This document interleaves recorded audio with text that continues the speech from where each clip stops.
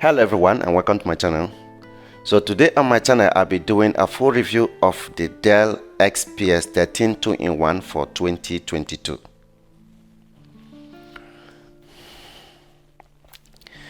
So this year Dell introduced 3 different models for the XPS 13. We have the spectacular XPS 13 Plus, which is very beautiful. I did a review of that. And we have the regular XPS 13 with the model number 9515, and then we have this one, the 2-in-1. Now actually this is a 2-in-1 version of the regular one, so it is actually a 2 different model, just that this year this comes in a whole new form factor. Previously what you used to have is an XPS 13 that fold to 360 degrees, but this year they decided to go into a tablet mode. So for those who are interested in a tablet or those who want a Windows tablet, so I think that is the reason why Dell brought this model. And then, to be truthful, the design is very beautiful and it is light. In fact, I like the design of the laptop.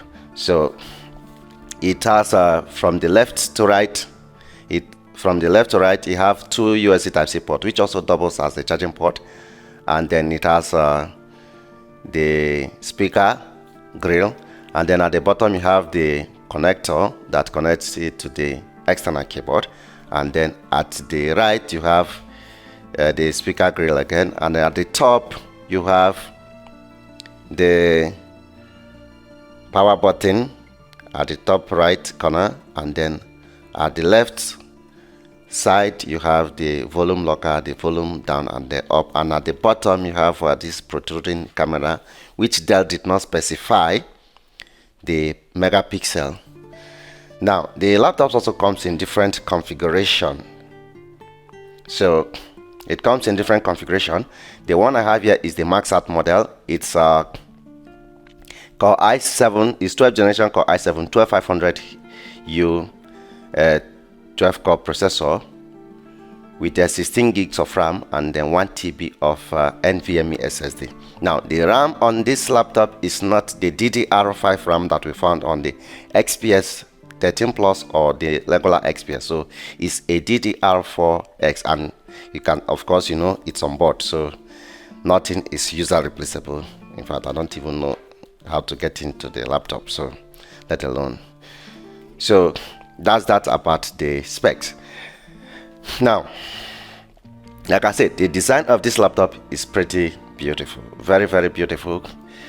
Watching content with this laptop is also very good and amazing. And then the way they designed it,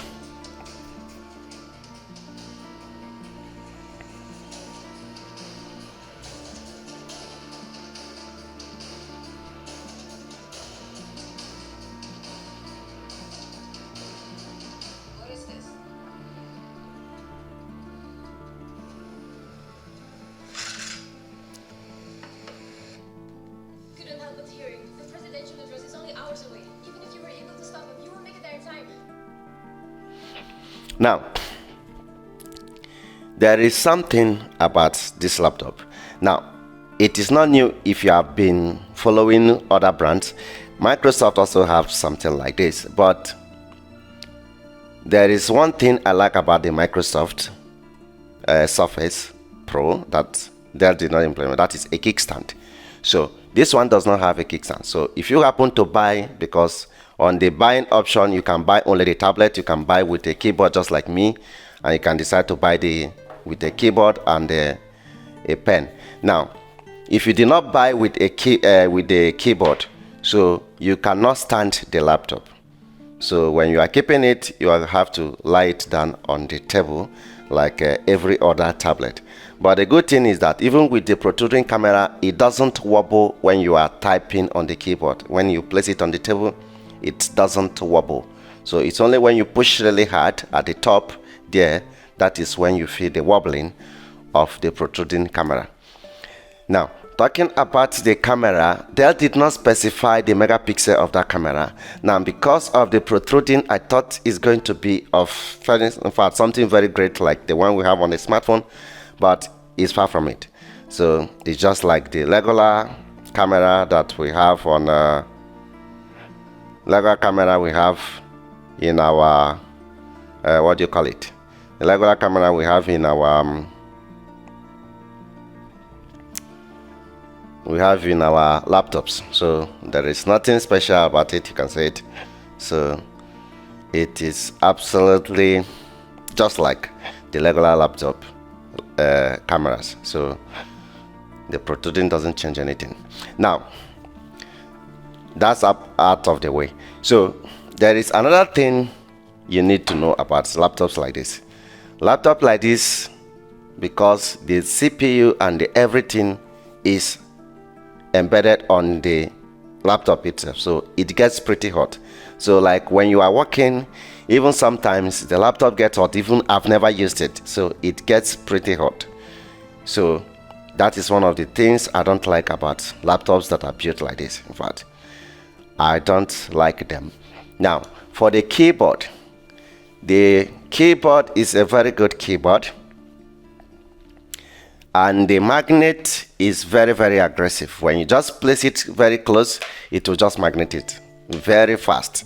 So it is very, very good. And then using the keyboard also is very, very good. You can tilt it to any form you want. So you can see how I tilted it. So I can go ahead and then tilt it more ways. And then the keyboard also, I like the keys of the keyboard.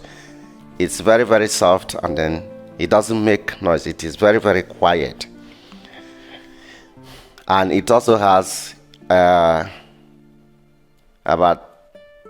2-level brightness settings for the backlit. So it is very, very good. I don't know if Microsoft's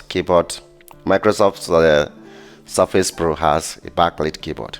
So it is very good thing to say that the external keyboard that comes with it has a backlit. So for those who need the backlit.